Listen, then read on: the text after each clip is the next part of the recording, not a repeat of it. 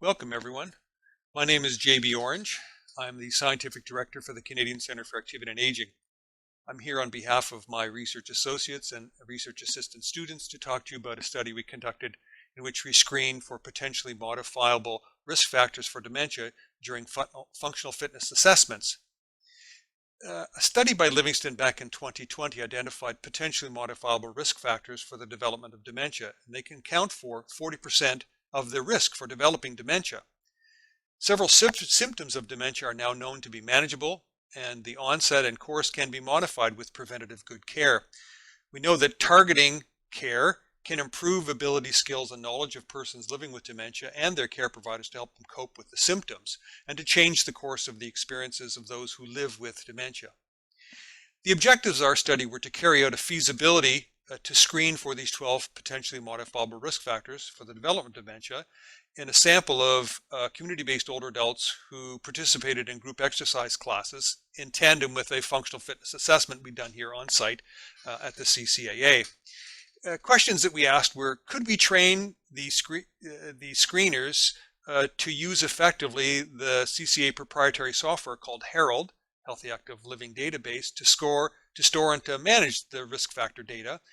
Could we get these trained screeners to interpret the scores and communicate the screening results to older adults, and then have these screeners make recommendations to service providers for community sources that are specific to each of the potentially modifiable risk factors?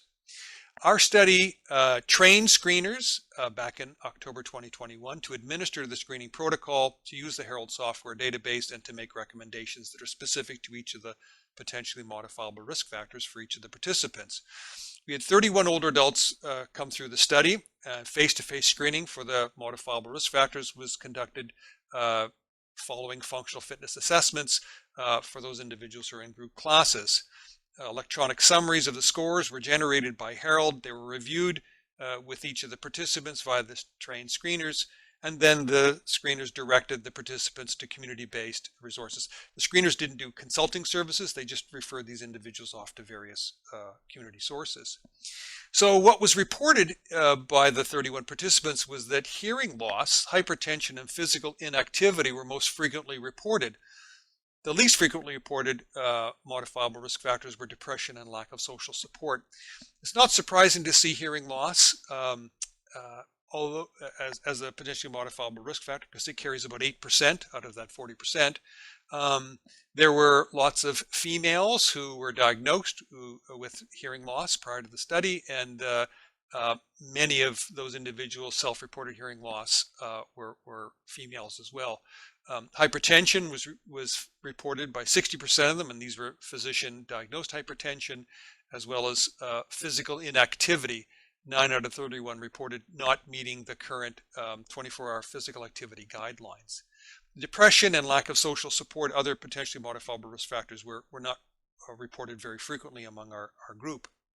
I thought I'd show you some histograms showing the distribution of this hearing loss, and you can see in this panel on the left-hand side that we have many females in blue at the lower end age spectrum, and then many more males, particularly in the 80 to 84, who were diagnosed with hearing loss. And the panel on the bottom right really shows the distribution of the self-reported hearing loss. A few more within the younger female group, and a few more in the older age group for men. With regard to hypertension, you see the distribution among females who were diagnosed in the lower age group and in the sort of middle age group in the 75 to 79, and then of course the males in the orange or brown bars who are diagnosed with this as well too across the age groups. Physical inactivity was reported more frequently among older males and then among younger females as well too in our sample. The lack of social support was evenly distributed across all genders and across age groups, and so we found some of these individuals reporting those scores. And of course, depression not reported very frequently among any of the males or females groups. So what do these studies mean for us? Well, we found that screening is feasible for these potentially modifiable risk factors for the development of dementia among a sample of community dwelling older adults, and that we had these trained screeners who were able to make these or communicate these recommendations to community sources and service providers.